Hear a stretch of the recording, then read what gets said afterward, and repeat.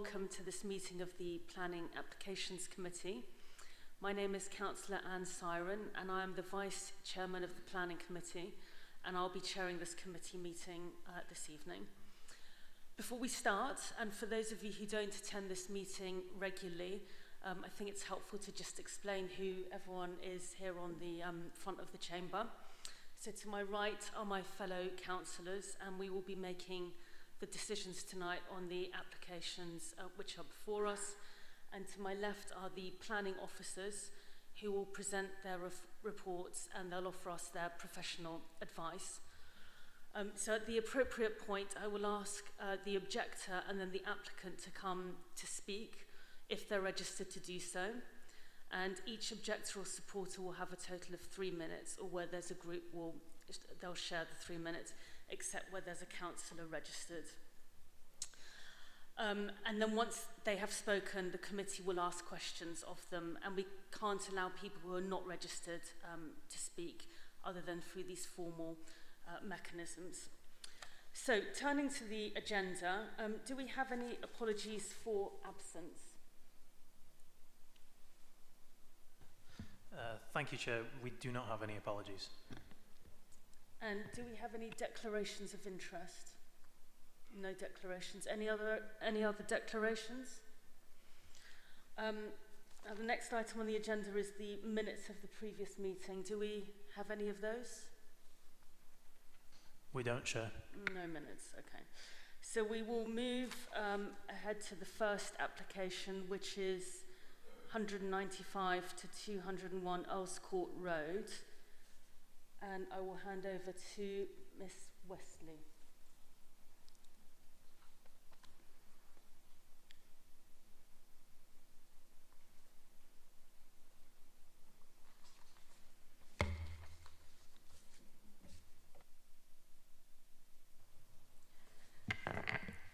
Thank you, Chair. Before I begin my presentation, I would like to draw members' attention to the committee addendum report, which includes amendments to the officers' report along with amendments to conditions 6 and 16.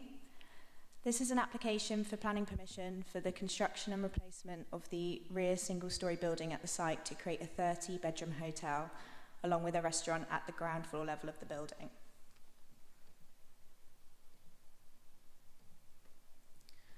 The site is located on Earls Court Road, directly adjacent to Earls Court Road Station.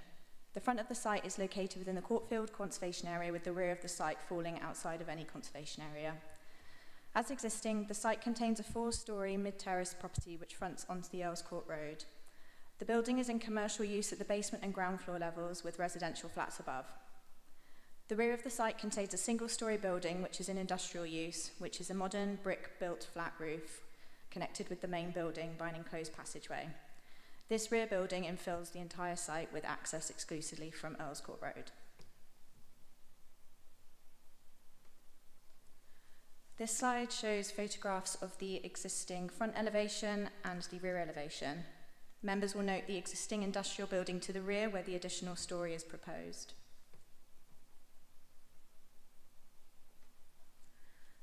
This slide shows the existing basement, ground floor plan and first floor plans. Members will note the existing commercial uses at the lower ground and ground floor levels, along with the industrial use to the rear and the residential uses above.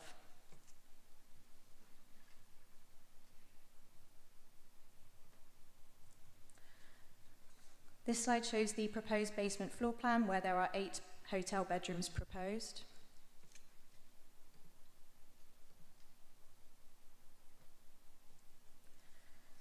This slide shows the proposed ground floor plan at the front of the site, which shows where the restaurant would be situated, and the access to the hotel, which would be on the left-hand side of the building, and the residential access to the existing flats would be maintained on the right-hand side.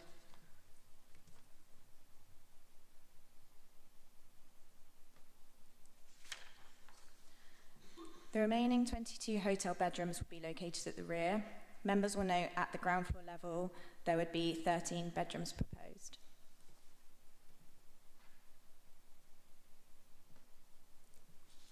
And at the first floor level, there would be 9 hotel rooms proposed.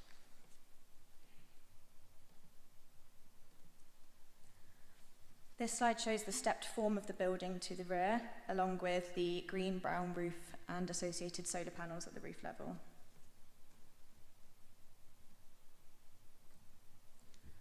This slide shows the proposed front elevation alterations associated with the refurbishment of the shop front.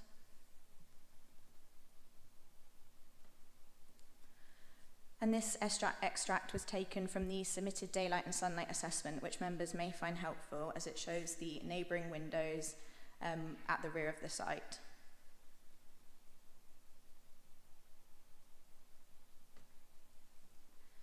And this extract from the submitted daylight sunlight report also shows the proposed massing in relation to these neighbouring windows and the setback from these properties.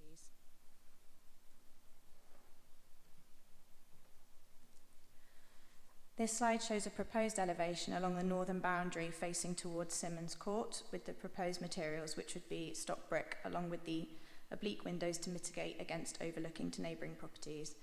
The officer recommendation is to grant planning permission subject to the recommended conditions, and that concludes the presentation. Thank you. Thank you, Ms. Wesley. So now we will turn to our speakers. So we start with the objectors, Councillor Wade and Mr. Pandolfi. I hope I said that right. So together you have 5 minutes, which you can use as you would like. Thank you. Dear Councillors, we have a single straightforward question. Is the application addressing all the issues relating to the amenity of local residents? We haven't seen a satisfactory answer in the committee report, so we urge you to defer the decision and request amendments addressing our concerns. The proposed development has 3 shortcomings. The tree report does not assess the impacts of the buildings on the tree at the rear of 24 Earls Court Gardens, which is protected because it's in a conservation area. Contrary to common practice, the application is not supported by a hotel management plan. And thirdly, it proposes an escape strategy clashing with the safety and security of the existing residents of the flats above the hotel. The tree at the rear of 24 Earls Court Gardens is now shown on the revised drawings, but the tree report has not been updated. A new report is necessary, and the application cannot be determined until it is approved by the Council's arboricultural officer. A condition would not be enough.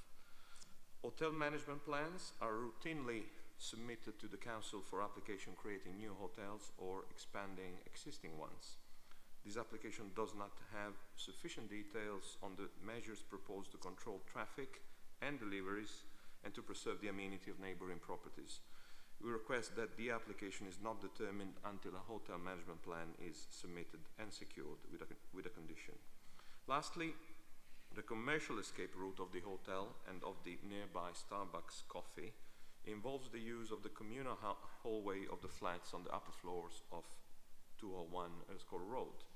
The security measures outlined in paragraph 6.40 of the committee report are not sufficient. We request that the new residence door is installed at the foot of the stairs leading to the upper floors so that trespassing becomes physically impossible. We are not here to block the project, but we know that a better design is possible and that some elements of the proposal are not clear enough. With a little more effort by the applicant, the residents will be protected and the proposal will be fully aligned with policy. This is a win-win solution and is easily achievable. We also have specific suggestions relating to the use of the landscape courtyard, dust control, the use of the flat roofs, and the details of the walls along the boundary shared with 23 and 24 Earls Court Gardens. We can share with your officers the suggested wording for the conditions that need to be improved, and we have paper copies here tonight if you want to see the suggestions. For these reasons, we invite the committee to defer the decision and until further details are submitted and the planning conditions are reinforced. Thank you.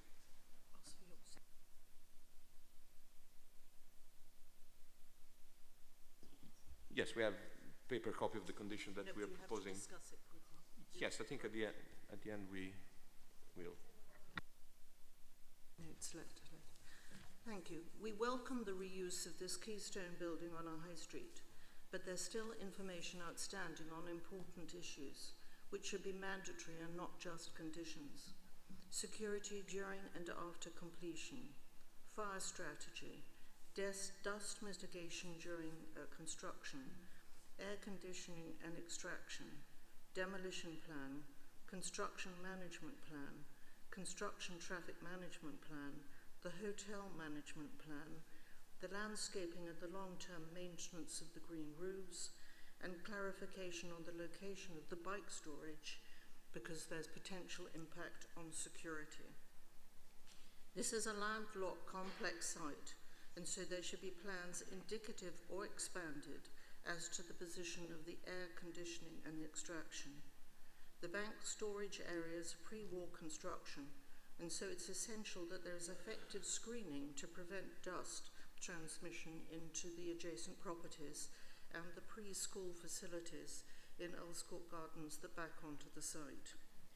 Lack of detail on security is a major concern, both during the build and after, for residents, neighbours, hotel staff. Significantly, the access to homes, the flat roof, the low boundary wall of 23 Earls Court Gardens. As noted in 6.13 and 6.14, there is a lack of detail in the materials, brick, mortar and other finishes. 6.29 does not recognise the unique location of this site. In front of the site there is a bus stop and waiting area for 4 bus routes. TfL paving plans are as yet to be concluded. Finally, there needs to be a hotel management plan and more detail on the Class E use on the ground floor of the site. This is a benchmark to set the other properties that will be up for development in the immediate area. So I would ask you to ask us questions because we have a lot of information. Thank you, Chair. Thank you, Councillor Wade. We'll now move on to the agent. So we've got Mr. Pender and Mr. Clendenin. You also have 5 minutes. Oh, there you are. Sorry. So please, whenever you're all ready, please go ahead. Good evening, Chair and members of this committee. My name is Mark Pender and I'm the applicant's planning consultant. Thank you very much for the opportunity to address you. My client has been considering how to bring the ground floor of this beautiful building back into a viable use for some time, and at the same time maximising the use of this very sustainable town centre site. The possibility of a hotel has been discussed with your officers for the best part of 18 months. In that time we have also engaged the local community and the ward councillors. In this respect we had 2 pre-app meetings with your officers. Contact with local councillors has been consistent throughout the planning process. Site meetings were held with Councillor Wade and Adorian. Councillor Wade was particularly helpful in arranging a public meeting held on site in order to introduce the proposals to surrounding businesses and residents, as well as to answer questions and understand concerns. We also had a website dedicated to the proposal. Whilst the number of objections is disappointing, I fully appreciate the concerns raised, largely because of the potential for impact on residential amenity, given the juxtaposition with residents. In addition, the rear part of the site is bounded by a Courtfield conservation area, so design is very important. The proposal seeks planning permission to refurbish the ground floor facade in connection with the use of the ground floor of the former bank to create a restaurant and hotel lobby. The large, unattractive storage building to the rear will be replaced with what we and your officers consider to be an attractive 2-storey hotel generating 30 rooms, and I think that's reflected in the report. The hotel and restaurant operators are likely to be separate, although they will have to work together to deliver a good quality hotel and restaurant with interaction between both. Nevertheless, the layout can accommodate either separate or single operators. Looking at some of the issues raised by the objectors, because the first floor is set back, there will be no impact on the light received by any habitable rooms in adjoining buildings. In terms of the potential for overlooking and privacy. The ground floor is now set back from the boundary with Simmons Court, and the first floor set back from this boundary as well as a setback from the rear. Angled windows are also produced, preventing harmful overlooking. Now turning to some of the specific points that were raised a few moments ago, a revised tree report has been submitted identifying the 5 trees that might be impacted. Various arboricultural reports have been submitted, and I believe the council's tree officer is happy that there will not be impact. There's been reference to many management plans. As is sort of normal standard practice, these have been conditioned. And the one that hasn't been conditioned, I think is a good idea to condition it, and that's the hotel management plan. There was also reference, I think Councillor Wade made to Class E. We are proposing a restaurant on the ground floor. We're quite happy for the application, and again it's normal practice for this to be specifically referenced as Class E, open brackets, I can't remember the subcategory, but restaurant. I'll hand over to my colleague, the architect, who'll just talk about a few of the other points. Thank you.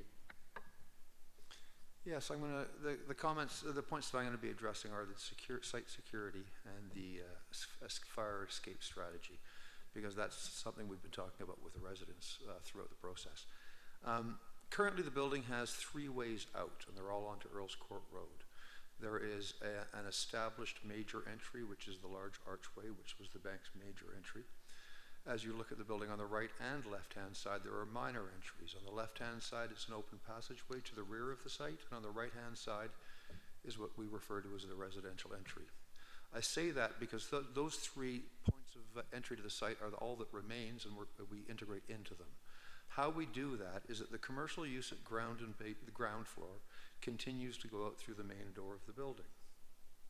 The hotel integrates in, the hotel makes use of that same major door so that the restaurant and the hotel are functioning almost jointly, even though they're separate operators and they come in through the same door together. Where we start adding to the escape movements on the site is at the fire escapes. Now, the fire escapes are only going to be used at points of fire, so it's a very, very unlikely and hardly used situation, but currently, some of the residents on the left-hand side of the building come down the rear of the building with external stairs and walk through the open passageway. We have a fire escape that will open onto that same northern boundary and join them out through the passageway. So that's the only involvement and interaction between the residents on the left-hand side of the building, or the north side. On the south side, there's 2 residents that we've spoken to. Probably they're the most sensitive on this site because of the interaction we have. The current escape arrangements for that site have the neighboring site at 203 go out their rear door, enter into our rear yard, come in through our back door, and go through the shared residential entry and out the front door. That's a current legal demise that's set up and is in place. So that the residential entry is currently shared. We're adding to that by having an additional fire escape join that route, and the joining of that route only happens at the front door. We are building, there's an independent lobby that was, I think, originally there to deal with both, but perhaps not. But what we're looking to is to add 1 extra door at that location for fire escape only. As for security... Mr. Cunningham, sorry to interrupt you, but could you, you're drawing to, you've already gone over your 5 minutes, so can you draw to a close? Maybe there'll be questions for you. So Thank you. Okay, thank you very much.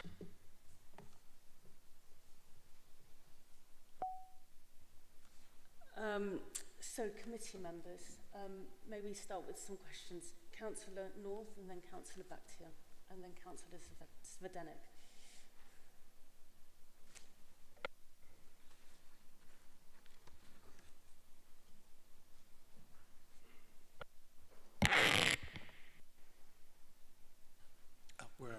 We're good.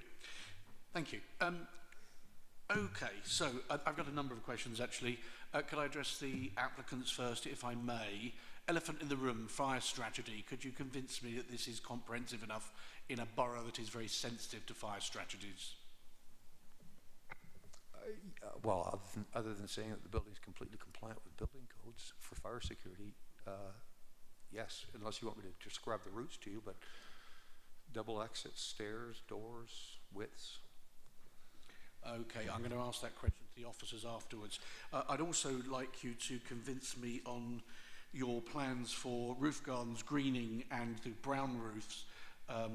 Obviously we have a policy on biodiversity as well. What can you say about this, about access and about the visible amenity as well? Access to these areas will be restricted to maintenance only. None of the hotel guests or none of the restaurant guests make use of any of the external areas, and they're not allowed to go into them. As for the ongoing maintenance and operation, that's something we'd be looking to provide further detail to. Right now, we're just identifying the areas where the biodiversity and the urban drainage can happen properly in basically all horizontal situations. And the other question I've got is about the facade.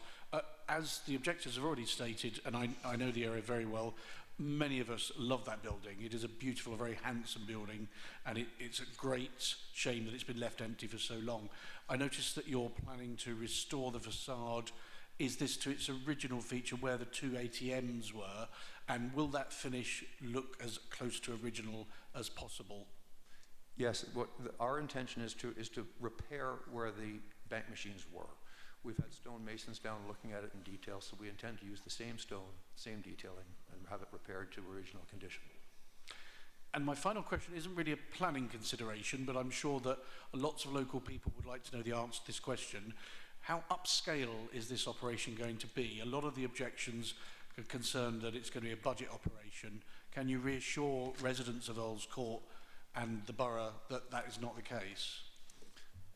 I don't know if I can convince anybody that that's the case. It's been a question that's been raised throughout. Right now, we're looking to create a good quality hotel. We want the hotel to be staffed, and the landlord is going to be insisting that there's 24-hour staff on site throughout. The building will also be staffed in daytimes for various support roles. But the fact that they're going to be having somebody on site, I think, is an indication of the degree of control they want to have for this hotel. If I was to go from numbers from 1 to 10, I would say this will be somewhere in the 6 or 7 range. It's not going to be a luxury hotel. It's not going to be a dump. It's going to be a good quality hotel that gives a good fair value, clean, safe. And just if I could say that there's been concerns about the interaction between the hotel guests and the surrounding residents, understandably. You've got a lovely contained court area where sound could be an issue as well as sight lines. Earlier proposals had us leaving the open courtyard between the front and the rear building open. And to address their concerns, we've now completely sealed all hotel operations within windows and roofs. We've closed the courtyard off at ground level. So it doesn't change the look of the building, but it completely seals the commercial operations away from the surrounding residents. We've also taken great strides to make sure windows are obscured, steered away, so a lot of effort in that regard. Thank you. And just one final question to the objectors.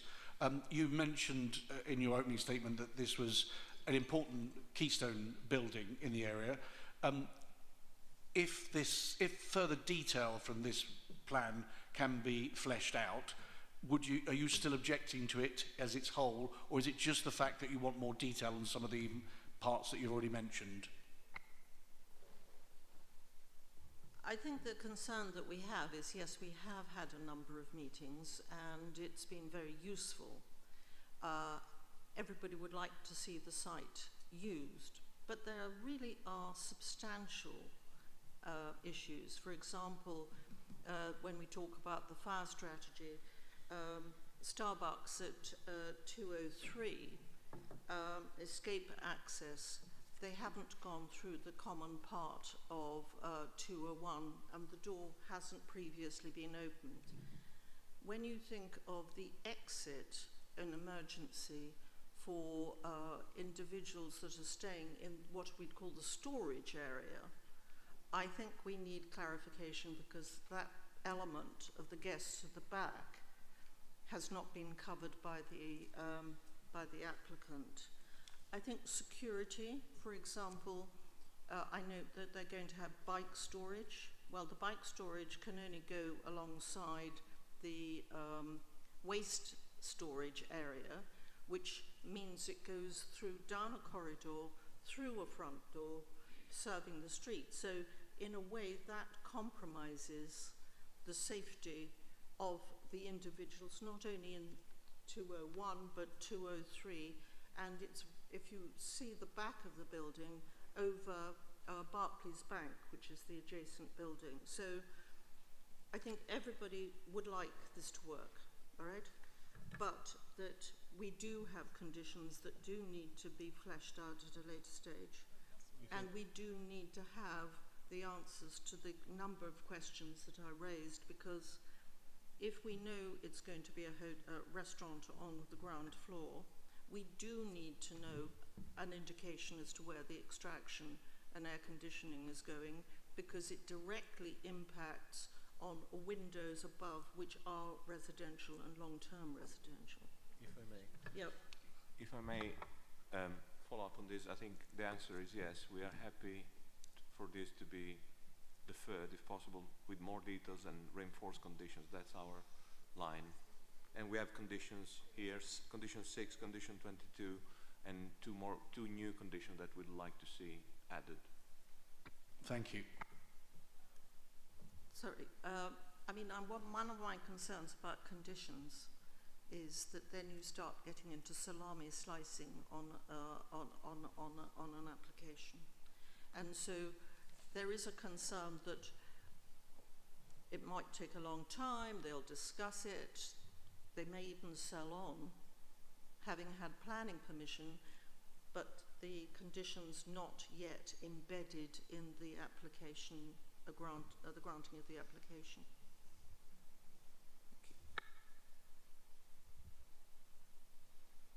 Thank you, Madam Chair. Mr. Panadolfi, the objector, you've asked the committee to defer this application on the basis you have raised earlier. Could you expand on that? And I will follow up with another question to Councillor Wade after this. Sure. What we're saying is that the the hotel management plan should be submitted now and not as a condition. So the management plan is submitted, it's approved by officers, and then the application is approved. In relation to the tree report, I hear the comments of the applicant, they're welcome. Our analysis was that the tree of number 24 wasn't covered, but it would be interesting to see if we're wrong. We're going to raise the hand, but hopefully the officer will confirm this.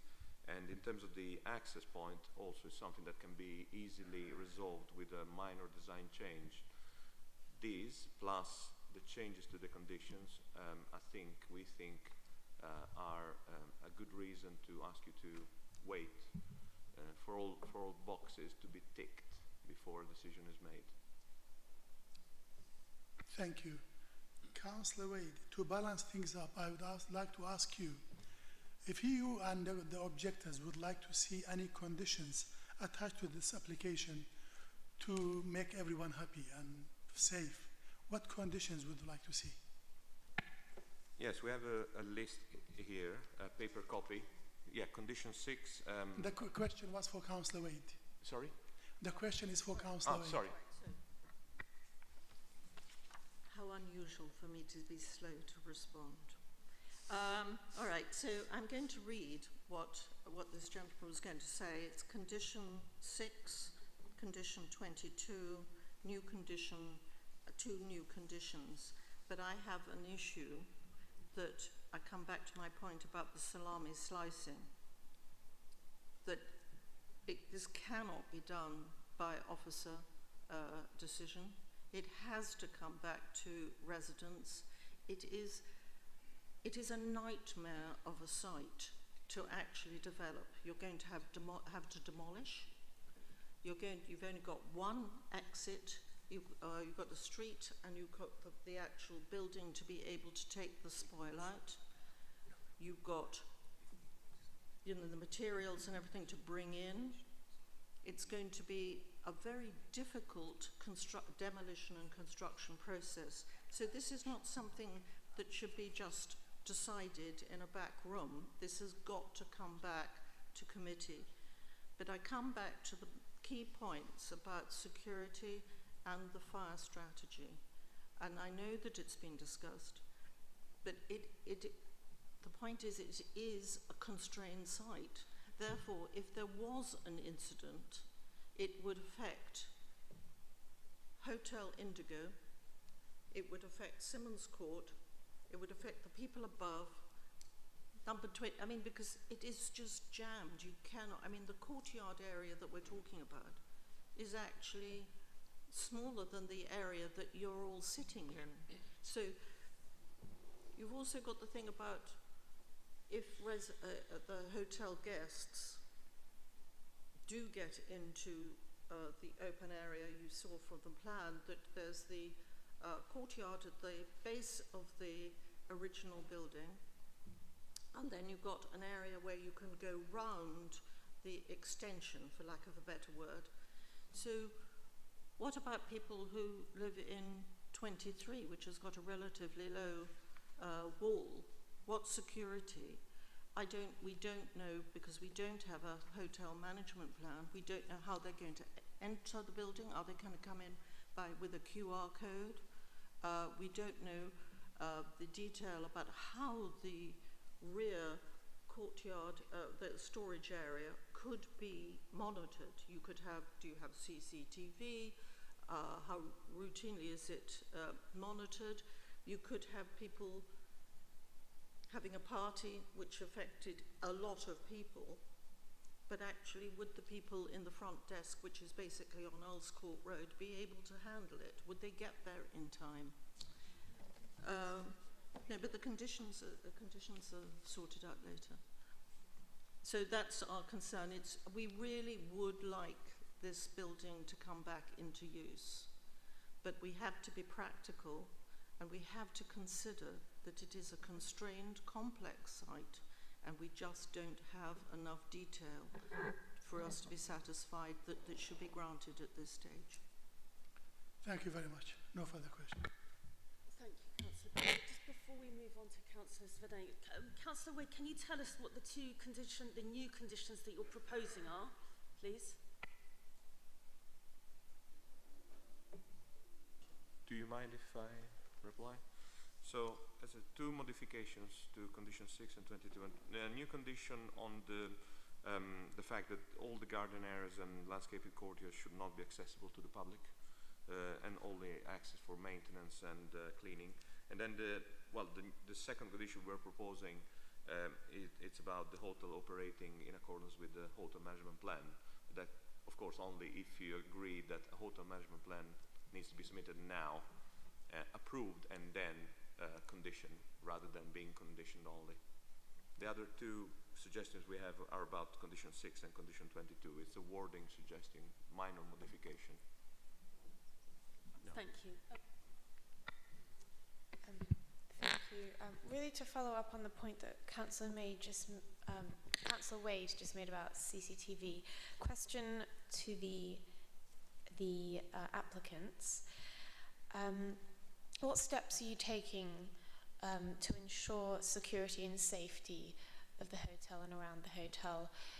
You partly answered this. You did say that there'd be staff there 24 hours, but I know and love the area as well, and I also know that it needs improvement in some parts, and it's not uncommon to see hotel guests, perhaps of low-budget hotels, sort of standing on the steps and smoking and all sorts of things like that. And I wonder if you can just talk us through what is being done to ensure that it's a sort of safe and comfortable place for everyone. Thank you. Thank you, Councillor. If I could just respond initially on the general point about conditions. There are 22 proposed conditions. Many of them are pre-commencement. And like many of these schemes that come forward, we don't have an operator. So we don't know how that operator will operate. And that's why, in this instance, it's appropriate to apply conditions requiring that information as and when we've got the detail. Similarly, construction. We don't have a contractor yet, so we don't know what those details will be until such time as a contractor is instructed. And again, that's why you have pre-commencement conditions. As far as those conditions are concerned, as and when the detail is submitted, I'm sure we could agree to consult the local community before we actually submit. When the detail is submitted, if the officers don't like what's set out in the hotel management plan, for example, or the construction management plan, of which we did actually submit a draft, then the application to discharge that condition will not be approved, and we have to go back to the drawing board. And again, just to repeat, that's the whole point of planning conditions.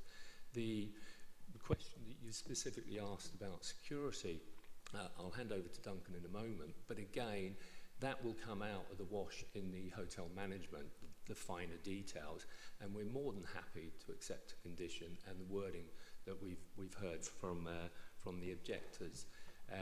But the finer detail will be in that management plan. But we've got some ideas already, and I think they're referenced in the committee report, or certainly in the submission documents, which Duncan will sort of briefly talk you through now. Thank you. Yes, as Mark said, because we don't have specific operators identified at this point in time or signed up, we do have to leave flexibility. And the way you deal with that in the architectural sense is you make sure that you create a space that can accommodate the elements that are going to land at a future time. I know that comments have been made about the fact that they don't want to allow permission to be granted now because we will box ourselves in. I would take the opposite view. We have a northern boundary on this site which is for servicing. That northern boundary has always been for servicing, and the neighbors have always had to deal with that servicing, and it's only for the people that work on the site. So that remains the same. We would certainly expect that CCTV cameras are going to be in operation all around this building. And the fact that somebody's going to be on site 24 hours a day, 7 days a week, means that you can have immediate attention from anywhere on the site to that spot within the time that it takes somebody to walk there. We're not going to have people stationed around the site. That would be unexpected, so that we feel that security is really not an issue. And just as a final point on the fire escape, the building can look very convoluted now, but at the end of the day, to understand it very simply, the upper parts of the building fall like water in two parts. One goes to the south, one goes to the north. There's a stair for each, and there's a way out for each. So there's no issue with residents' fire safety in the building. Our commercial operators can get out of the building through double escapes. There's no issue for them, and there's fire separations at all walls and floors. A bit of a spurious issue is this neighbor that escapes through the site. And in reality, their escape issues are their escape issues. We have a legal right of access that we have to maintain through our site, which we will maintain through our site. The reason I point it out is because what's being presented as a private residential entry is legally a shared entry with commercial use and residential operators. Can I ask, are you able to respond to the concerns that Councillor Wade raised around the bike storage rack?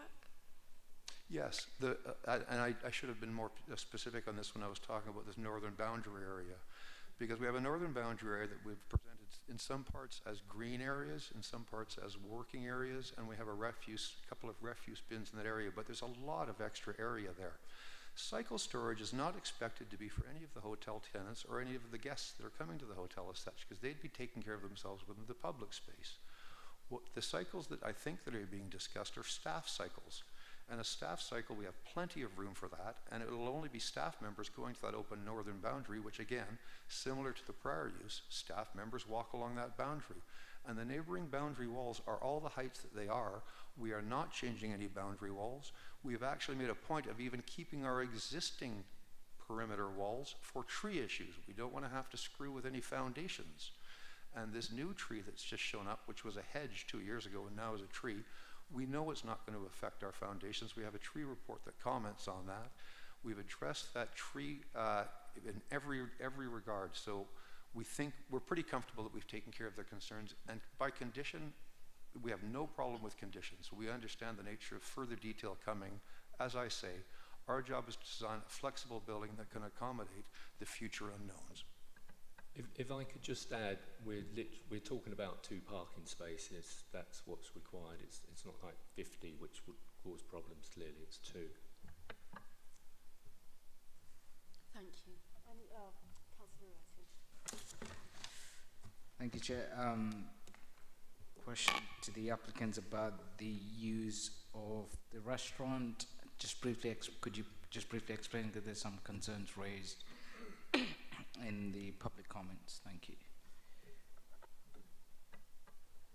So I'm not sure there were Yeah, I mean, concerns. is the restaurant open to the public, or generally advertised, or is it just for the patrons or the hotel guests? It will be a restaurant that is open to the guests, clearly, but probably more importantly, it's open to anybody to attend. We're on a high street. I think it's a primary shopping frontage in the Earls Court Town Centre, so it would be inappropriate to close it off and only have access to the for the guests of the hotel. So it will be open to the public, the general public, as well as hotel guests. If I could just say further to that, in terms of the who's using it and how it gets used, I'm not sure if you're familiar with this part of Earls Court Road, but it had the original pavement, which is about 3 meters wide, and that curb line was extended out into the road with an asphalted area, so there's quite an extended pavement area there now. We've had discussions with Councillor Wade about some of the council's aspirations to start to populate that with tables and whatnot, and to do new infrastructure and paving. Part of what happens with our site is that our basement extends out beyond the front of the building with those firelights that you get. We've been very open to all of these proposals, so that we thought we had made very clear that the building was to be used by everyone and all, and we're open to supporting whatever local proposals want to be tagged to it. Go ahead.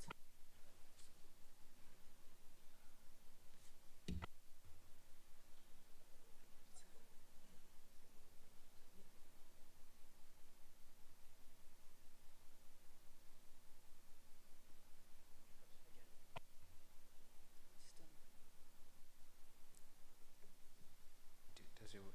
Yeah, it works. Thank you. You heard from the objectors and the local residents about the hotel management plan.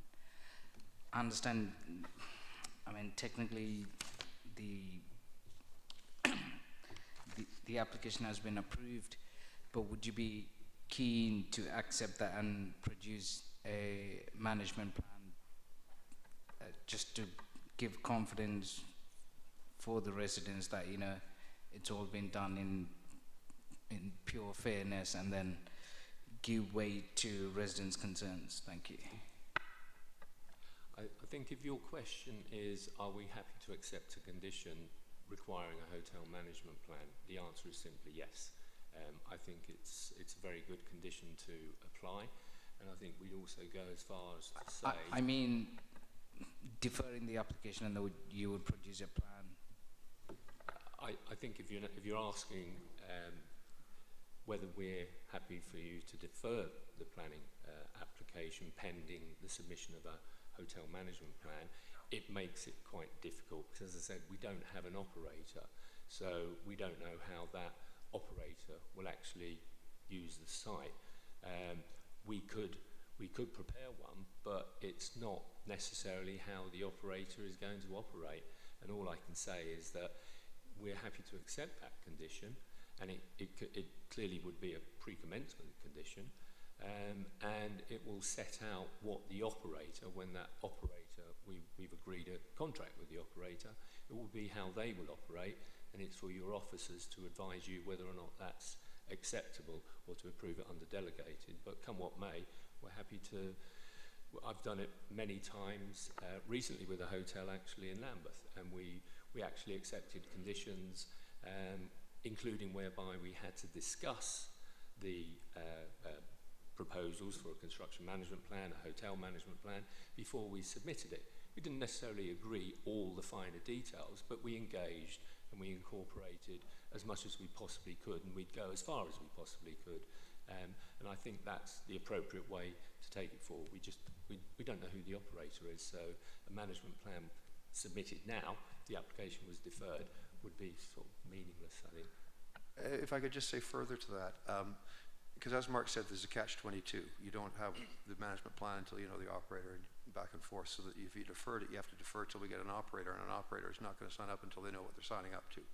So that catch-22 catches us, and as Mark said, we have no problem doing a consultation with the management plan, but the other solution, which I think you've already addressed with a lot of your conditions, is just to put a condition on what has to be there or what doesn't have to be there. And if they're proposing these extra conditions that are going to be controlling access, we have no problem controlling no access to the external areas. And if they're talking about how the place has to operate, I have no problem having a condition that says there must be CCTV that keeps an eye on the site, to the person on site. So there's some physical conditions you could state if you needed to do that box in the management plan. But the rest of the management plan is going to be how often they're going to be changing beds and staffing and the rest of it. Chairman, I just have to ask a follow-up. Apologies. I understand there's no operator yet. You probably would be having some sort of arrangement in terms of choosing whether it's based on credit or based on image or experience, etc.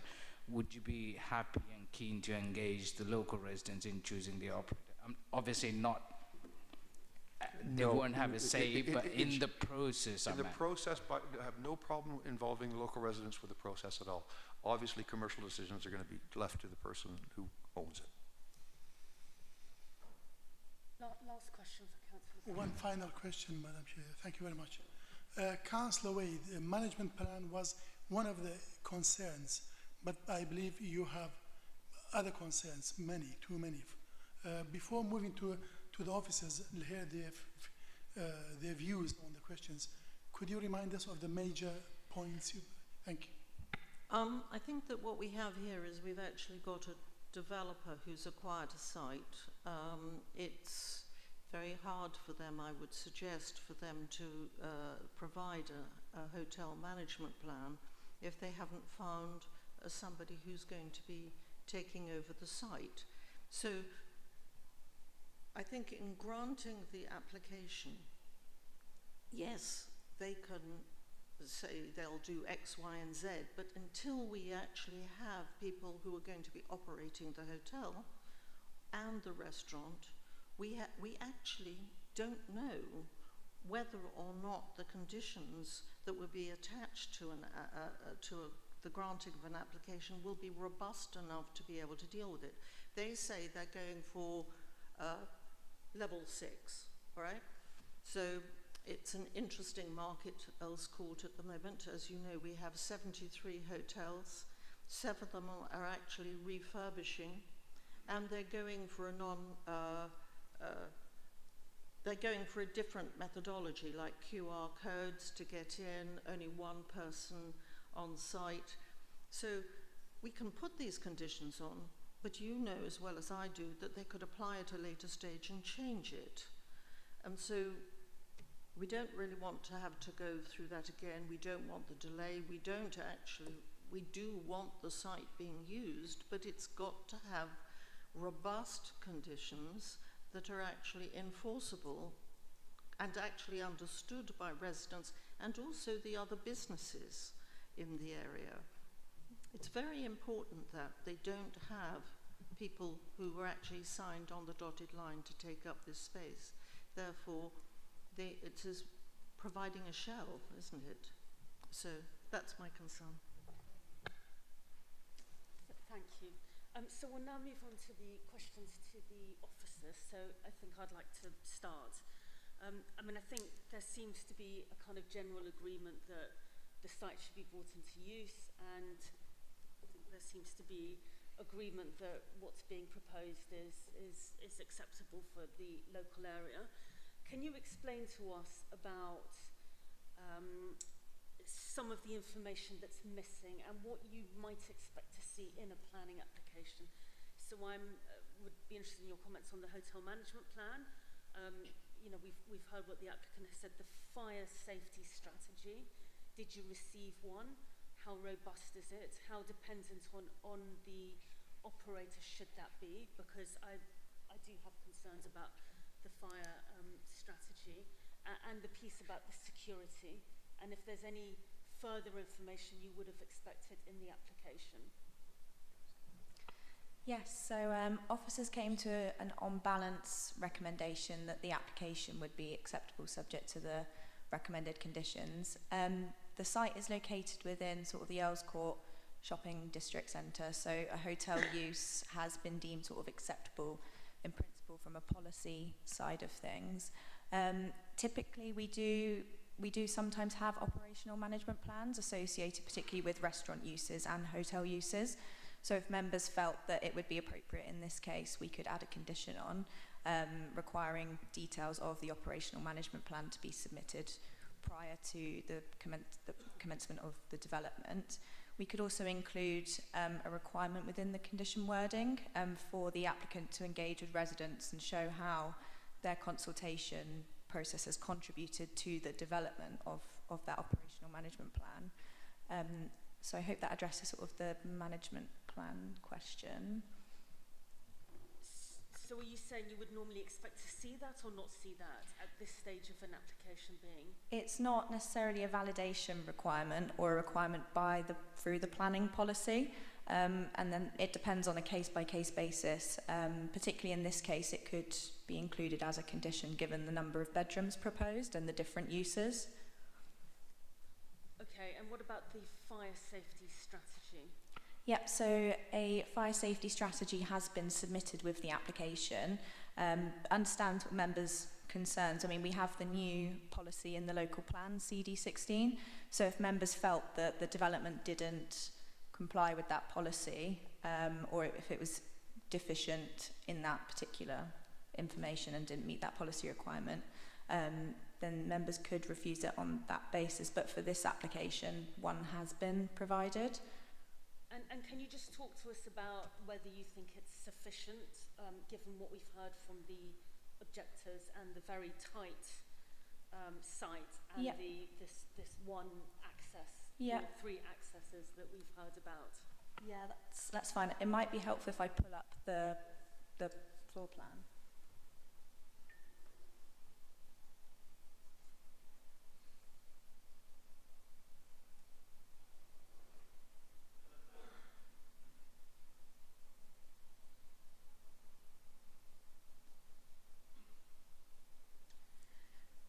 So yes, the site is very constrained. It's obviously landlocked at the rear, so there will be no access to the rear of the site, and the only exit points would be through the hotel. So the basement bedrooms would come up the stairs in the basement out onto the ground floor plan, and then out the main hotel entrance. Similarly with the rooms at the rear within the additional story, they'd also follow that same exit point. So I think in this particular case there is only one exit point for the hotel rooms. And in terms of our new policy, would that be compliant? Do you feel satisfied that that is a sufficient exit? It's difficult because the new policy, what it seeks to secure is that they're demonstrating the highest standards of fire safety at an early stage, but planning won't be the kind of decision maker, the regulator for fire safety overall. So all of this is to make sure it's built into the design. They're thinking about it very, very early on, and it's not all left to a building reg stage where they have to go back and forth with planning because they can't achieve what they want. So for the purposes of the policy, all officers are satisfied they've demonstrated enough at the planning stage, but that absolutely does not give them permission at building reg stage. That will be a whole separate consideration. And we can add informatives to remind them of that, the fact that building regs would be needed separately, but officers' recommendation is that we have enough information before us. But if you have specific concerns that the information doesn't address, that's within your gift to come to that conclusion. Thank you.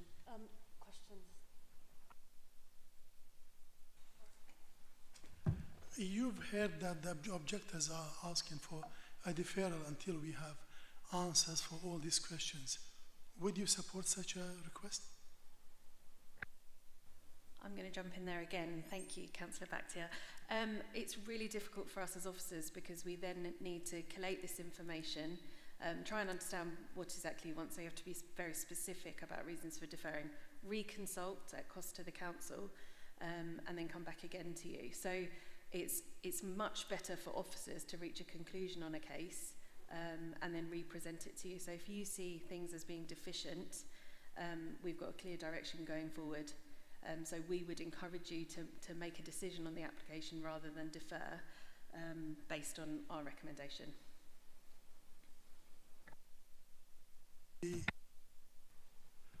what new conditions, we heard the applicants and the objectors, what new conditions are you going to attach to this application before making a decision, please? Sorry, Gabby, I feel like I'm taking over, apologies, but just listening to the discussion, I think an operational management plan is essential here. And I think if members were to grant permission, and you may want to vote on this, would be for that condition and to include details of CCTV, details of the engagement that's happened between local residents in developing that plan, so it would include that. And I made one more note. Yeah, and about the public access arrangements. And I think we could either put that as an informative, specifying those are critical items, or even word it into the condition. But I think that's, from the discussion, going to be really critical here. I'm quite confident with those conditions that have been suggested. I've got a question about the landscaping. Are we satisfied with what we have at the moment for the landscaping and the detail, or would that come later? There is a condition, it's in condition 6, which requires further details of hard and soft landscaping along with external lighting to be submitted before the development commences. So subject to those details, it would be acceptable from the landscaping side of things.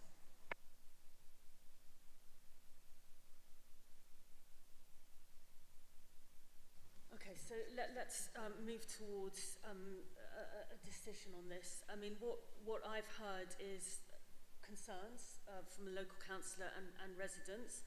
It's obviously a tight site. You know, nobody wants to approve applications that don't keep residents safe. However, I do have some sympathy with the hotel management plan, and that does seem to be a sensible kind of answer from the applicant, that you can't really have it when you don't know who the operator is, and I think it's quite normal to have planning permission before that. So I think it would need to be a condition. I think it needs to be consulted on. I think residents need to be involved in that.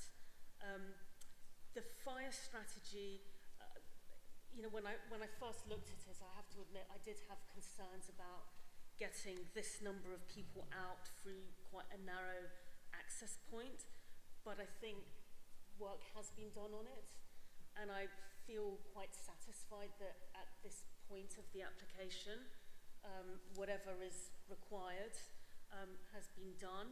I don't know if there's anything we can, I mean, the informative about building regs, I mean, we know that would need to, you know, that's a process they'll need to go through. If there's anything we can do to strengthen it. So I think we can have a conversation about tightening up the conditions, but tell me how you're feeling. Councillor, back to you. Yeah, Madam Chair, if once we've granted this application, it's gone, so it's not irreversible. We need to make sure all the concerns raised by the objectors is included in the conditions, and including the management. How can, once we've approved it, how could we guarantee they will be consulted in the future?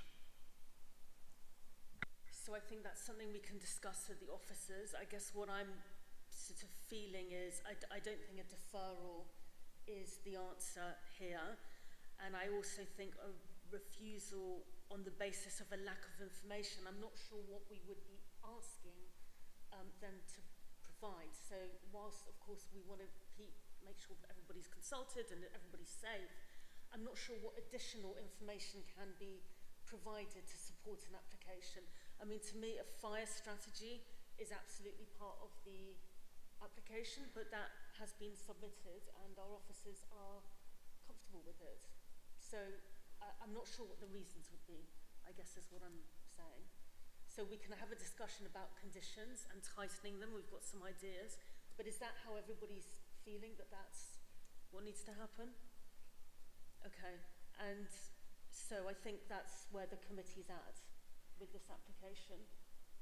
So when you do come to the vote, I think it may be helpful then to vote on the fact you'll be adding a condition for an operational management plan that will be pre-commencement, so a spade doesn't go in the ground until this is approved, that details public access arrangements to all outside areas, CCTV details, and also demonstrates engagement with local residents in developing that plan. And then the informative about building regs and the importance of fire safety. Chairman, can we have an informative on the choosing the operator, please, because they've agreed to that one. I just don't think you can ask residents to choose a... No. In the process, I meant they don't have a say, but... Is that a reasonable thing to ask for? It's not reasonable, but we could ask that they notify them or provide the details of the operator. Well, I think all we can ask is that they do consult with the residents. We can't order that they choose one over another. That's not a planning issue, really. But I mean, we can make it clear that they have to engage with the local community and the residents. Okay, well, I think that would be a good thing to do, because just the whole tone of how residents are feeling about their involvement in this, I think does concern us. And you know, there are lots of reasons why residents need to be consulted, not least because it's on a high street, it's a tight, you know, there's a lot going on and a lot of people that are going to be affected. So if we can add some sort of consultation or involvement at that stage, I think that would be helpful. The other suggestion I have, not wanting to add to your workload, is that that condition could be brought back to committee. That could be an option for you. So that, you know, if you have the same group of people sitting and telling you they're concerned about that operational management plan when it comes in, you will hear that before making the decision. But it may have to come back to committee anyway, and you can have the confidence that no one is in the room and no one has objected. So that could be within your gift as well. But if you're happy to leave it to officers, we can insist on that engagement within the wording. How do you feel about that, Councillor North? This is a very sensitive site. It's not like a backstreet hotel. This is the main hotel right opposite the station, probably one of the premier sites in the Earls Court area. I think if I would be confident with the officers dealing with this, but as long as it was a strong enough condition that you're confident that that would be the case. I have to say, I'm kind of with you. I think if we as a committee start bringing all the conditions back, it's difficult for people trying to get stuff done, and it just, yeah, I don't think that's what we should do. Yeah, no, that's absolutely fine, and I'll just, highlight that engagement within the wording as a critical point. Okay, so I think we're ready to move to a vote. Is there anything else we need to cover off? You're comfortable with what we've got? Okay, so the recommendation is to approve the application. Can those in favour please show? Subject to the conditions we've discussed. And those against? Councillor Bhatia. So that application is approved subject to the conditions. Thank you very much.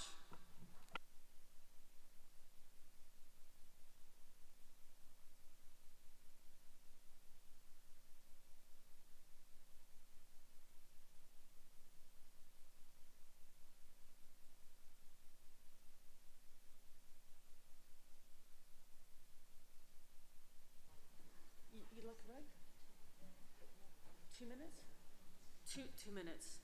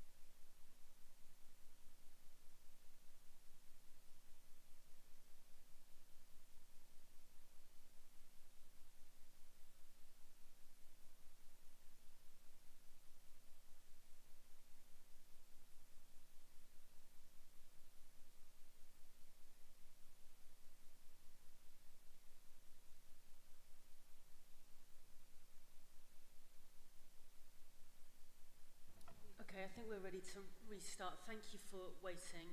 Sorry that took a little while, but thank you for your patience. We'll now move on to 14 Milbourne Grove. So, Ms Wesley, please present the case to us. Thank you, Chair. Before I begin my presentation, I would like to draw members' attention to the committee addendum report, which includes amendments to the officer's report. This is an application for planning permission for the construction of a single-storey rear extension at the second floor level, the reinstatement of a sash window to the front elevation, and a roof light to the existing roof.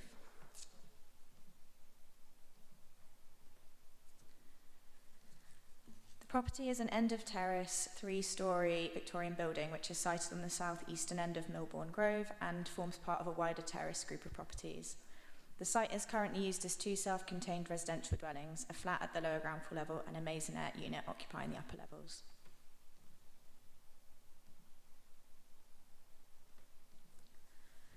This slide shows some aerial views of the terrace group. Members will note to the east the property adjoins the rear part of 110 Drayton Gardens, which is a block of residential flats.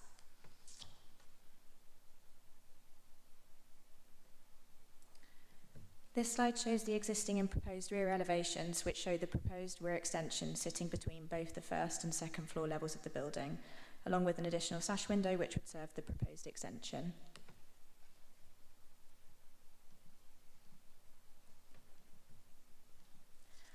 This slide shows the proposed floor plan, which includes the extension which would serve a new bathroom.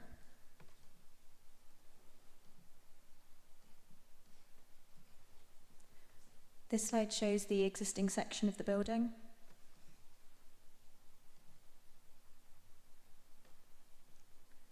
And this slide shows the proposed section, which shows the additional rear extension.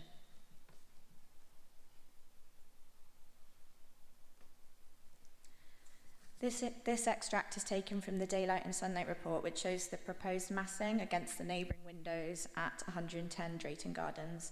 Members will note that these are the windows which have been tested in the submitted assessment.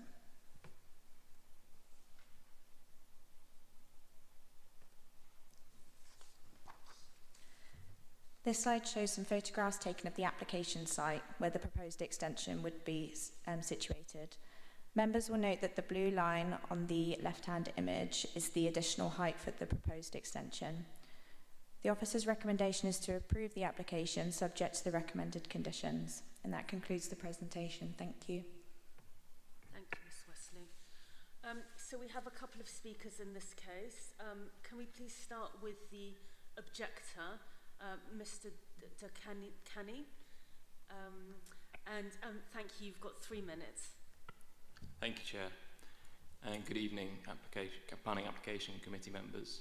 My name is Will Dekanai, Director of DC Planning, and I am instructed by the residence group of number 110 Drayton's Garden, which is a residential building comprising 14 self-contained residential flats located immediately northeast of the site. My client's building has a very close relationship with the site, with multiple properties looking out over the application site just 2 metres away. DC Planning raised numerous concerns during the course of the application, and these are still outstanding and have not been responded to nor resolved. Our main concerns relate to the evidence in terms of daylight and sunlight impacts. We have been advised by our own daylight consultants that the existing baseline levels are unrealistic and unexpectedly high, particularly given the close relationship between my client's property and the site.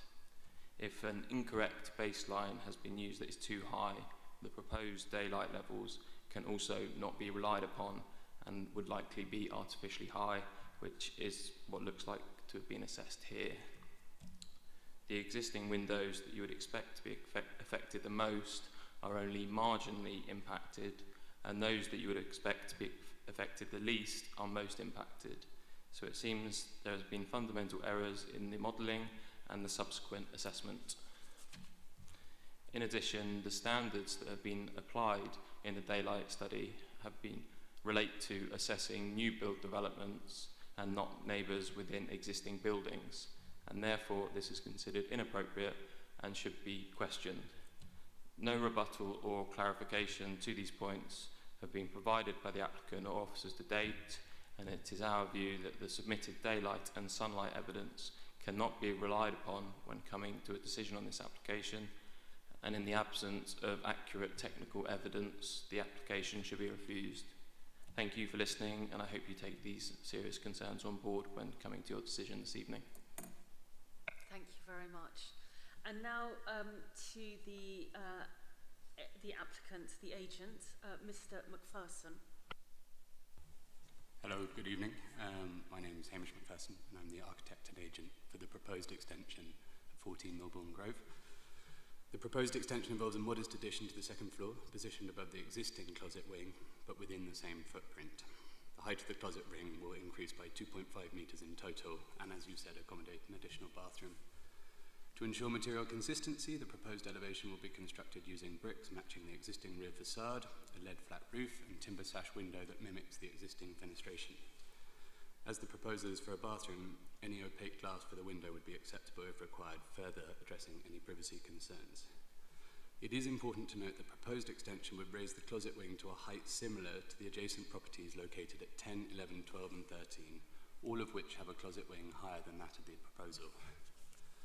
A daylight and sunlight study was professionally commissioned and conducted, carefully modelling both the applicant site and the adjacent property at 110 Drayton Gardens. The report concluded that the provision of natural light to all habitable rooms of the resident chilled dwellings has been found to be highly satisfactory, well exceeding the minimum vertical sky component of 27% and daylight illuminance set out by the BRE criteria. This confirms the proposal does not negatively impact the available daylight conditions for number 110 Drayton Gardens. All brickwork is proposed to match the original characters of the host dwelling, and therefore ensuring no obvious contrast to the terrace of houses that 14 Milbourne Grove belongs. Another objection mentioned was that the proposed extension would create a half window, potentially introducing an alien feature.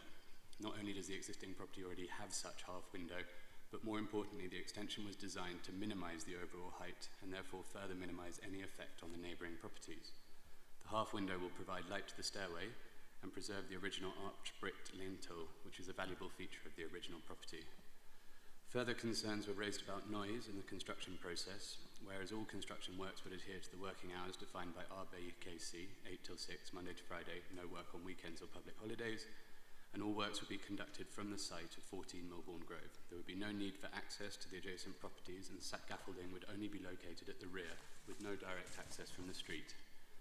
The site will be secured throughout the construction period, with any scaffold access provided directly through the 14 Milbourne Grove, which will be occupied throughout the entire duration of the works. I think it's key that the modest height increase to the existing rear closet wing's parapet wall with no change to the overall depth of the existing wall. As illustrated by the daylight sunlight report, this would have no major detrimental impact to either the light or amenity of the adjacent property. I hope that this can address some of the concerns raised, and we hope you can support the officer's recommendation for approval. Thank you, Mr. McPherson. Okay, committee, have you got questions for the agent and the...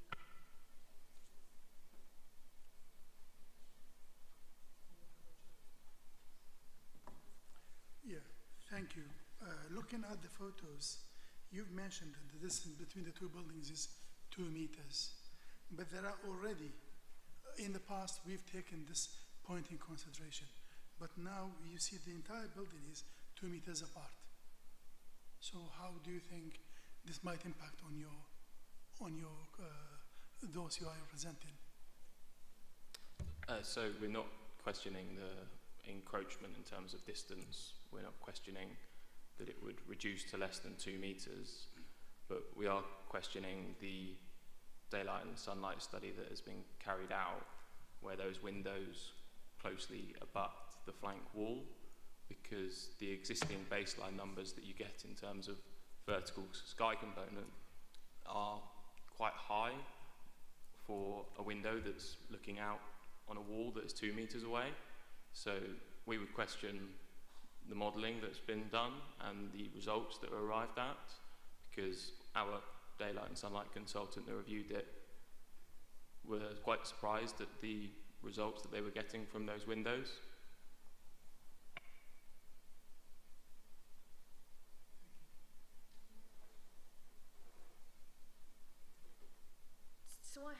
question for you, Mr. McPherson, about this daylight sunlight. And I'm always a little bit suspicious of these reports because I sort of feel like depending on who's commissioning them, you can get different answers. And I guess I'm looking at this, I guess this picture here with the red block on it.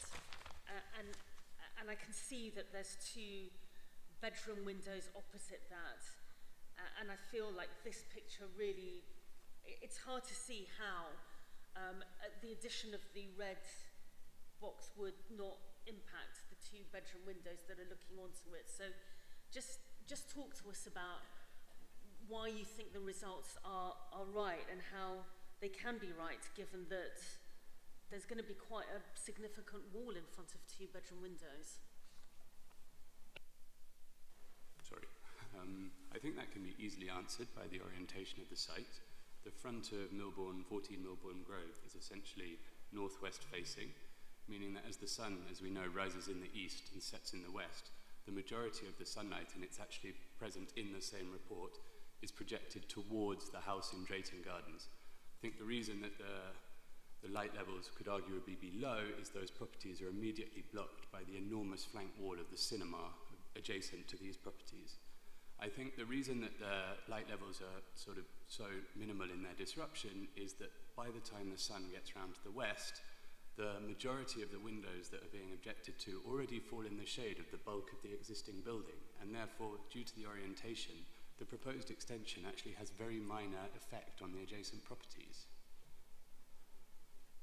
So I think what you're saying is they're already quite compromised and this addition does not significantly compromise them further. Is that what you're saying?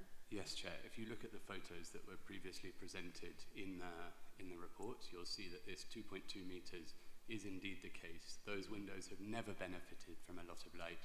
And more importantly, I think it's important that Drayton Gardens, was constructed long after Milbourne Grove, and it must have been a part of the project that was accepted long prior to the residents looking to do an extension in line with what neighbouring properties have already undertaken.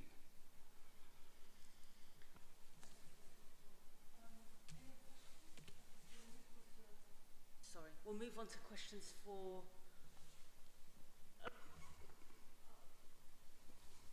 Is it okay if I just jump in? Thank you, Chair.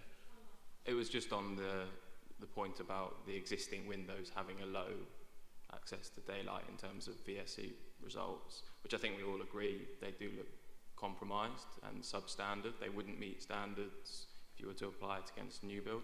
So to compromise it further, I would just question whether that's fair and right if they are already substandard, to compromise them further and have less access to daylight, whether that is right. Thank you. Thank you. We'll move on to questions to officers, and actually I'll start with that question. I think the measure would be, would the addition of the extension lead to a material loss of light to these 2 windows that are under discussion? So could you talk to us a little bit about that, given what the objector and the applicant have said, and whether, if already they're so compromised, is the measure for material worsening smaller or greater than if they weren't compromised at all? Yep, so the officers have taken the view that on balance the loss of daylight and sunlight in this case there wouldn't be one with the submitted daylight and sunlight assessment. In this particular case, a daylight and sunlight assessment wasn't submitted at the start of the application, but the officer identified the concerns raised by objectors, so requested that additional assessment for certainty. And on reviewing the assessment, it says that all of the assessed windows in the visual meet the BRE guidelines. And whilst I can sort of understand members' concerns with sort of the accuracy of these assessments, they are carried out in accordance with the BRE guidelines. So whilst we don't get the report sort of reviewed externally and commented on, officers take the view that if it's been carried out in accordance with those BRE guidelines, that they base their planning judgment on that assessment which has been submitted. And I think in the context of this particular site, given it is sort of an end of terrace property and it is a very tight site, there could be an acknowledged level and sort of in concerns of increase of incentive enclosure and loss of daylight sunlight to those particular windows. But in this particular case, with the additional daylight sunlight assessment, officers feel comfortable that there would be no material harm caused to those windows that would justify a reason for refusal. So in terms of the report that was submitted, how much is the worsening of the condition, how much worse does it get with this extension now? The report shows that there would be no worsening of conditions and that all the assessed windows meet the BRE guidelines. Committee, any questions for Ms. Wesley? Okay, so let's move to a discussion. I'm concerned about the sense of enclosure. It does feel like a tight site, although I've heard that the building was built after the house that wants the extension, so they already knew that it was tight to begin with. I am always suspicious of daylight sunlight, but I think when we've got such a clear direction from that report, it doesn't feel like it's a very marginal finding that they've made. It seems to be very sort of direct.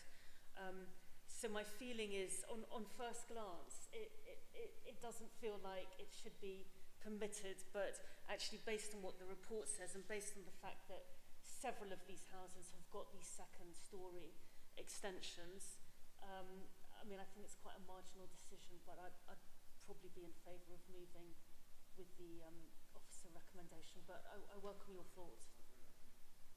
Any other thoughts? Okay, so I think we're ready to move to a decision. So the recommendation is to approve the application. Can those in favour please show? Thank you. So that's a unanimous approval. Thank you. Thank you.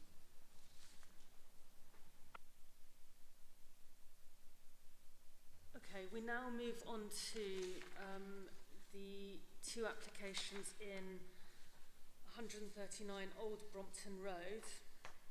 So Ms. Wesley, I believe you're going to present these separately. We're going to consider them separately, right? Yes, both are considered separately. So you'll start with flats 2 and 3, will yes. you? Okay, please go ahead.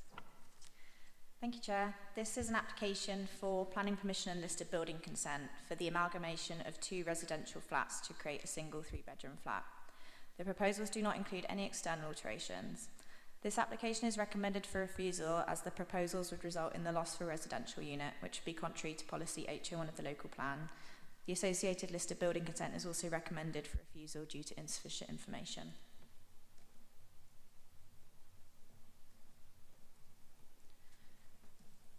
The site is a mid-terrace property in the Boltons Conservation Area, which is Grade 2 listed. The proposal relates to flats 2 and 3, which are located at the 1st, 2nd and 3rd floor levels of the site. Flat 2 is a 1-bedroom unit and flat 3 is a 3-bedroom unit. This slide shows a photograph of the site.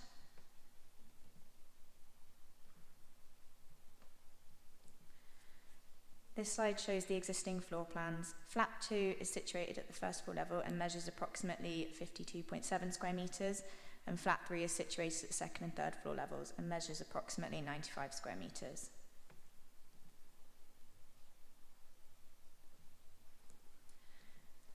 This slide shows the proposed amalgamation, which would result in a 5-bedroom flat that would measure approximately 147.77 square metres. This application is recommended for refusal for the reasons set out in the officer's report. And that concludes the presentation. Thank you. Thank you, Ms. Wesley. So we have one speaker for this application, the applicant, Mr. Newland. Is that you? And thank you very much for waiting for the first 2 applications. I realise you've been here a while. So please go ahead. You've got 3 minutes. Hello. Hi, I'm Neil. I'm the architect and the agent for this application, and you're going to hear about the other 2 flats in the ground and lower ground of this building in the follow-on application. So to give you some very brief background, it's a listed building that hasn't been touched for 30 years. It's one of the oldest group of buildings in that conservation area. It was built before Drayton Gardens, and Drayton Gardens followed on, which is where your previous application was at. And the client bought it 4 flats, is happy to keep it as 4 flats. That's actually benefits him for financing, but in terms, it's his first ever listed building, and it became very clear quite quickly in our pre-app that the best thing for the building, which I think everyone would agree, was to have it back as one whole unit. At that point when we made the application, the policy was still in place to amalgamate 2 units to become no less than 170 square meters. The policy has been for a long time in the process of being withdrawn, so we had to put the application in very quickly with a minimum of information because it just had to be done quickly, and there wasn't actually time to put anything that would be robust enough, because what it was simply about was whether it was acceptable in principle to amalgamate the flats to try and get as close as we could to the original heritage asset. And actually in the process of the application, the policy has changed, but quite oddly for me, the objections that the public made, although they were objections, what they weren't objecting to was the amalgamation, that actually they're all coming from a heritage point of view, where actually they would like to see this subdivision for listed buildings de-amalgamated from the point of view that there's lack of parking, there's lack of bin facilities, that there's a high density when it's divided into flats, and when you have less people living there, you can't acoustically insulate the walls, you can't really do so much to these buildings because it will harm them. So therefore, the local residents would prefer to see it de-amalgamated. And that's why it's kind of odd for this application that we were simply looking at what was possible with policy at the time, rather than what was possible without policy. So that's all, thank you. Thank you. Any questions? Councillor North. Hello, yes. So just to clarify, the building, as far as you know, when it was originally built, was one dwelling, one house? Yes, it's one dwelling. It's a terrace of 9 terrace houses, are all identical. It's actually a palisade, so it has 2 bookends, a large centre one, which then has 2 more ornate ones, and then this is one of the 2 plain ones. And it's unusual that it's a very traditional looking house, but the design hasn't been copied elsewhere because it's perfectly symmetrical. Every window and door lines through, and the centre house actually has 2 front doors to make it perfect symmetry. And it was built 1846 as a single house. It was middle class area at that point. And it was then, the closet wings was probably built sometime afterwards, still in the 19th century. The mansard was built for about the early 20th century, and then it was divided into flats in the middle of the 20th century. Thank you. That was the other question I was going to ask you. So if every double bedroom was occupied, you would actually accommodate more people through this design than having it as 2 flats. Is that correct? That's correct. But the issue is what we had to show on the application, because we haven't put any supporting evidence in for any heritage value, and that's the advice we got given on our pre-app, was that actually, because time was running out, and it did run out for the application process, was just to make it as simple as possible, that all it's being judged on is the planning principle of whether it's allowed to have a loss of a unit. And actually it would need, there's nothing, what's required, these flats do need work doing to them. Sure. And that needs a listed building consent.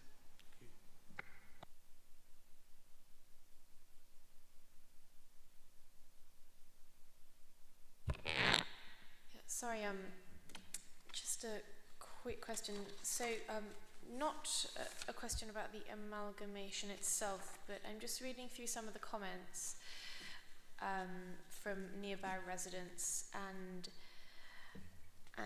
there are comments about a magnolia tree in the garden. We believe there should be a tree protection order. Comments about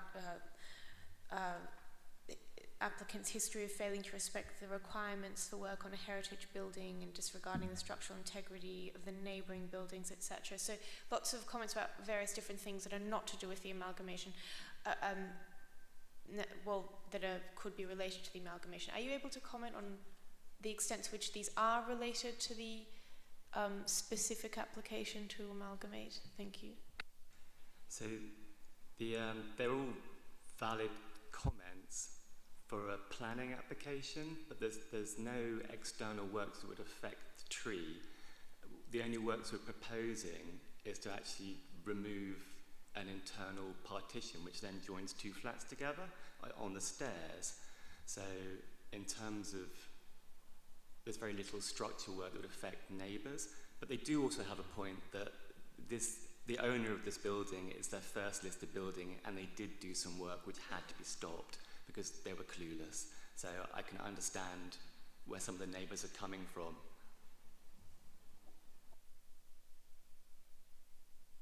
Any other questions? Questions to officers, then Councillor Bakhtia. I believe we have policies, and London plan policies, they restricted the smallest flat sizes. I don't remember the numbers for studio flats, for one-bedroom flats and two-bedroom flats. Do you know the figures to remind us? And would that help in assessing this application? So I think the figures you're referring to are the minimum space standards in the London plan. So for one-bedroom flats, it's 50 square metres, but for studios, it's 37 square metres. So in this particular case, the units exceed the minimum space standards, and so would be habitable and would meet those standards for anyone occupying those flats today. So they would be acceptable from that standard.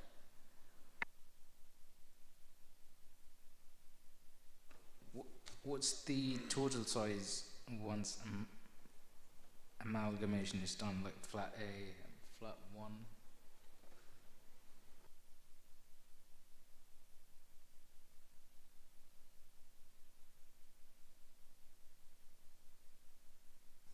I'm just looking at the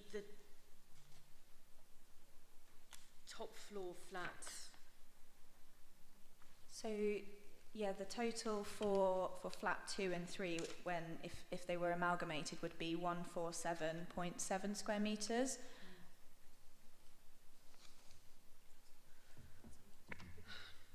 Can you also talk to us about the listed building consent and some of the concerns that you have around that consent? Because I saw in the report that there are some concerns and there isn't sufficient information, and although that doesn't affect the amalgamation, I mean, it's part of the application. Yeah, so there are concerns on the listed building consent application in the sense of sort of widening door openings and removal of partitions and walls, because insufficient information was submitted to us, so our conservation officer was unable to determine whether those were historic walls being removed, and we can't condition that information because we would need to know that up front.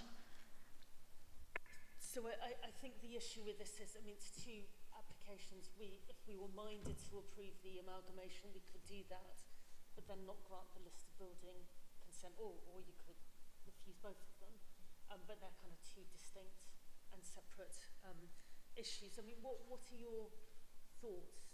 Yes, Councillor North. Can I just ask the officers, with respect to the policy, I understand the amalgamation, we don't want to lose properties in the borough. I get the sensitivity there. On a conservation area, this is a very handsome terrace. It was originally built as a house, a single dwelling. If on a conservation area basis only, would this be an addition, an improvement to the conservation area to return it to its original form, or is that not? Would the policy over trump that? No, so there's no external alterations proposed that would benefit the conservation area.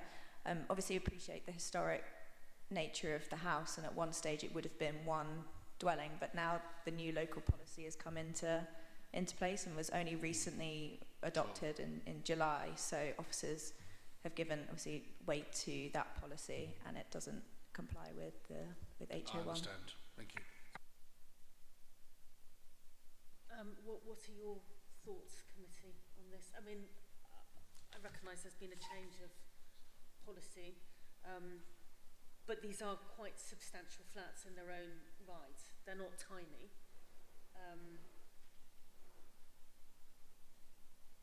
What's your feeling?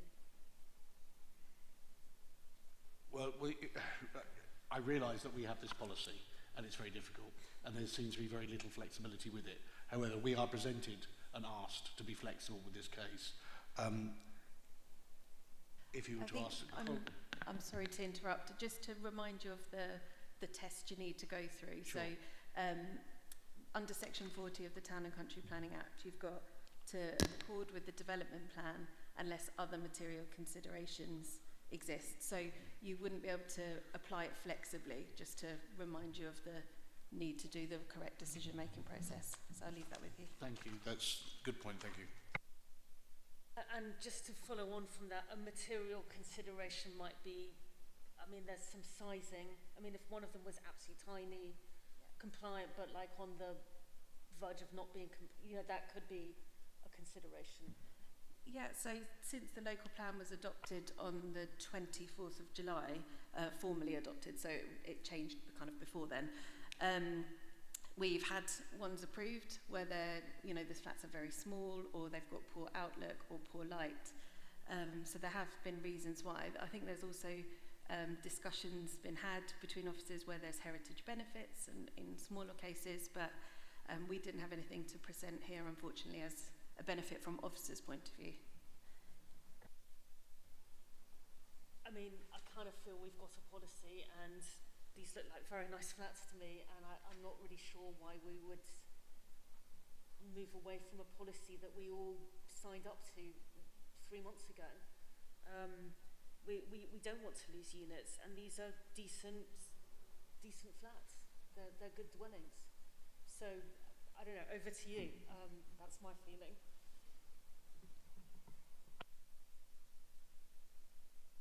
Yes, we are constrained by the policy, you're right.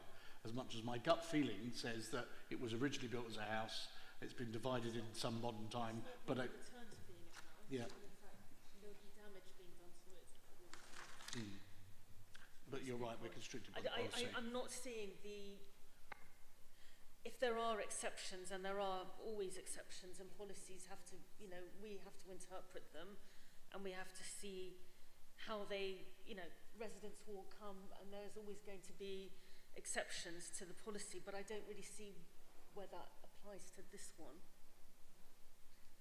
So can we move to a decision? So the recommendation from the officers is to refuse planning permission. Can those in favour please show? And those against the officer recommendation? Abstentions? Councillor Oretti abstains. So that application is refused. We need to take a vote. Thank you, Lorna. We need to vote on the recommendation for the listed building, and the recommendation is to refuse on the basis of lack of information. Those in favour of the officer recommendation to refuse the listed building consent, please show. That's 4. So that's refused, and refusal and abstention. Abstention from Councillor Oretti. Ms. Wesley, let's move on to the next 2 flats, please.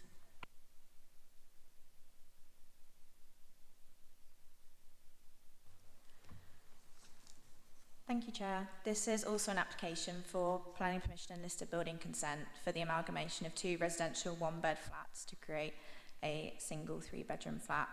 The proposals also don't include any external alterations, and this application is also recommended for refusal. Members will note that this application is at the same address as the previous application put before committee.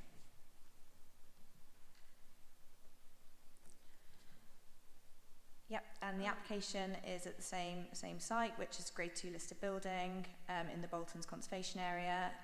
This proposal relates to flats A and 1, which are located at the lower ground and ground floor levels of the site. Flat A is a 1-bedroom unit and flat 1 is a 1-bedroom unit. And this is the same photograph of the site.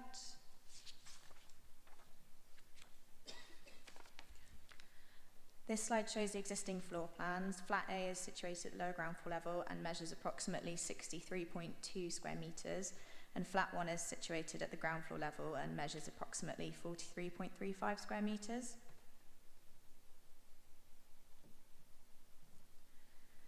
This slide shows the proposed amalgamation, which would result in a 2-bedroom flat that would measure approximately 106.6 square metres. This application is recommended for refusal for the reasons set out in the officer's report. And that concludes the presentation. Thank you. Thank you, Ms. Webb.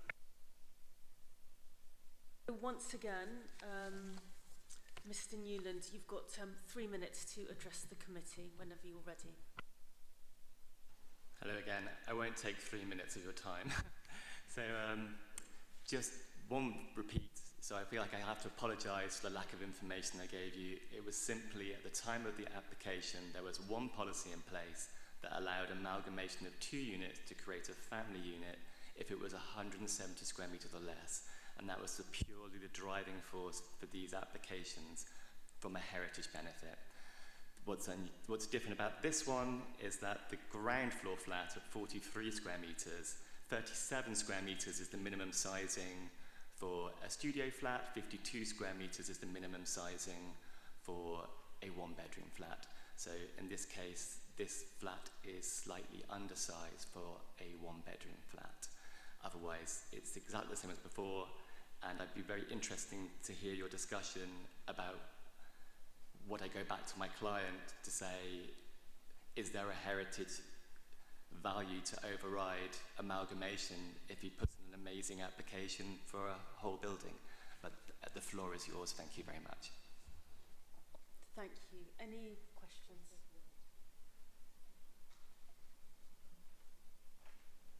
Councillor Rett. Thanks, Chair. So, could you explain what do you mean by reinstatement of stairs? You mean you just... Thank you. So the ground floor flat was probably converted 1930s. Sorry, the lower ground floor flat. So it's had the stairs that would go from the ground to the lower ground had been taken out. So you only access the lower ground going to the front light well and down. And so to join the 2 flats together, it's reinstating the stairs back where they used to be.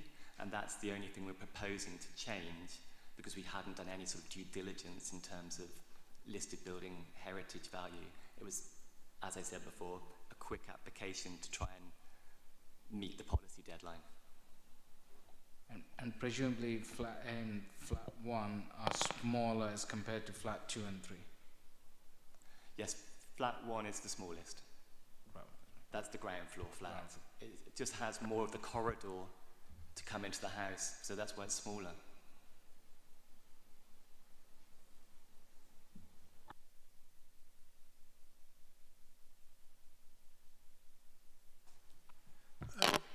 Coming back to the measurements, so both flats are 1-bedroom flats, considered as 1-bedroom flats. One of them is 37 square meters, and the other one is 48.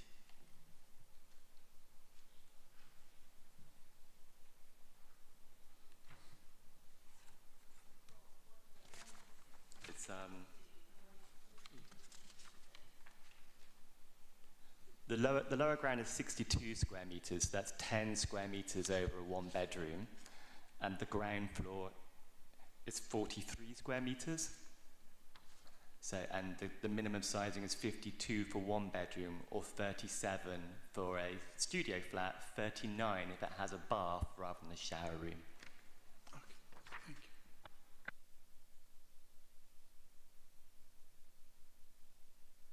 Any other questions for the applicants? So questions to officers. Who wants to go first? Councillor Bakhtiar. Yeah, same thing. I think The second application is a bit different from the first one. So if one of the flats is considered, both of them are considered one-bedroom flat. I know this is an old case, the application being approved a very long time ago, but once they apply, we need to consider what's in front of us. So we have, this case in my view is a bit different from the previous one. That's why I didn't ask many questions in the previous one. So what's your view on that, of size-wise? Thank you. So in terms of the size, obviously the ground floor unit is 43 square meters, but it does meet the minimum space standards for a one-bed, one-person flat, which is 39 square meters. So officers have taken the view that it is still meeting those minimum space standards, and so it would have an acceptable standard of living for future occupiers if they wanted to move into that flat, and it wouldn't justify the loss of another residential unit. So officers have taken the view that it does meet the minimum space standards, and it's at the ground floor level as well, so receives sort of adequate daylight and sunlight as well. Thank you.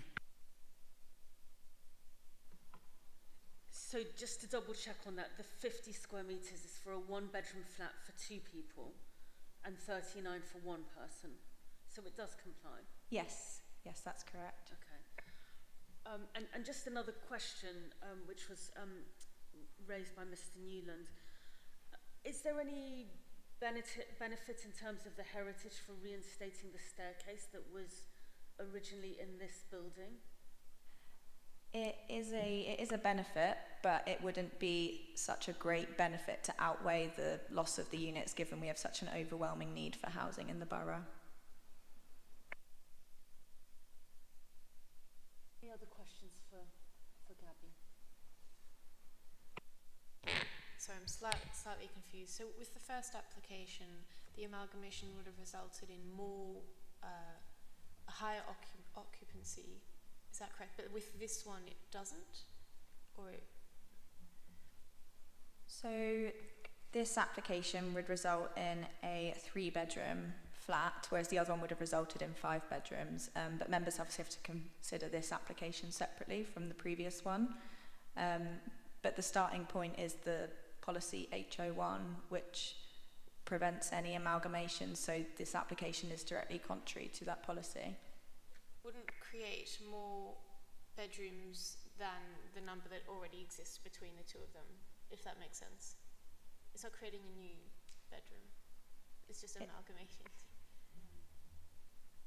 Yeah, there would be an uplift in bedroom numbers. Okay. Yeah. Thank you. I think if the ground floor flat was not compliant with our policy in terms of its sizing, there could be an argument for saying we could lose it to an amalgamation, but we've heard that it is, because it's 39 is the minimum space standard for a one-bed, one-person flat. Chair, yeah, just so to it's actually not different from the other application. It's the same. And although there is a marginal benefit to answer the agent in returning the staircase, it doesn't outweigh the loss of the one-bed unit. So I think it's the same, and I think it's our policy, and I think it's a pretty nice flat actually, which I would like to live in. Chair, yeah, just to clarify, there's no real difference between this application and the previous one. No. Because they all meet the minimum space But what standard. I'm saying is, if it didn't, which I think at the beginning maybe we thought it didn't because it's not 50, but it does, because it meets the test for a one-bed, one-person. Yeah. So it's not different. It's no different from the previous one. No different. When it is advertised, I think if it is advertised as a studio flat, it is going to be acceptable, but they are classed as one, both of them, classed as one-bedroom flats, which we don't have any authority to change that ourselves. So the recommendation is to refuse the application, and I think we can move to a decision. So those in favour of the officer recommendation, please show. So that's 4. So the application is refused, and Those against the recommendation from the officers, please show. And those abstaining, Councillor Oretti would like to abstain. So the application is refused. And I'm sorry about the change of policy, and I think... the listed building consent. So again, the officer recommendation is to refuse listed building consent. Can those in favour of the recommendation please show? So 4 in favour of the recommendation, and those against, and those abstaining. Councillor Oretti will be abstaining. So the listed building consent is also refused. Thank you. Thank you very much. So let's move on swiftly to flat 2, 24 Colville Road, please. Thank you so much, Ms. Javiska, for being so patient with us. Still awake 2 hours later. Please make your presentation. Thank you. So first of all, I would like to bring members' attention to the addendum report. There are no speakers for this application, so I haven't presented any slides. All the drawings are within the members' pack. So this planning application is seeking permission for installation of a black painted metal balustrade and a glaze screening of 1.7 meters behind it to create a small balcony for the flat 24 Colville Road. I'm happy to answer any questions, but that concludes my presentation. Thank you. Okay, committee, have you got any questions for Ms. Javiska? I can't speak 2 hours later. Any questions? I actually have a question about the screen. Would you say that the screen completely cuts out any visibility into the garden, or is it 80%, 60%? I mean, how effective is it? Yeah, so the obscurely glazed panels that you can't see through them, you obviously will be able to see lights coming through the windows, but you actually can't see what's happening behind them, and vice versa. The residents, the neighboring properties wouldn't be able to see within the balcony, and they, from the balcony, you wouldn't be able to see outwards. So, I mean, all of the objections really are about overlooking. Yes. You would say that the screen has... Yes, and the officers concluded, because of the 1.7 meter height, which is a quite standard height for any balustrade and any screen around, we were satisfied in terms of the overlooking. There won't be any.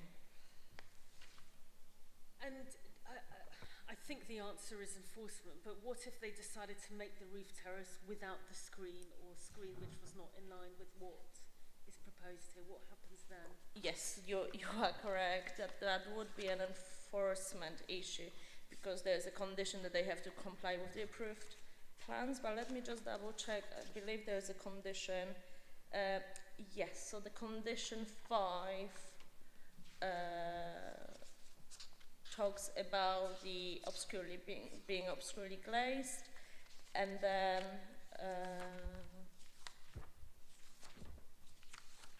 yes, I think that's that's the condition. Okay, any other questions?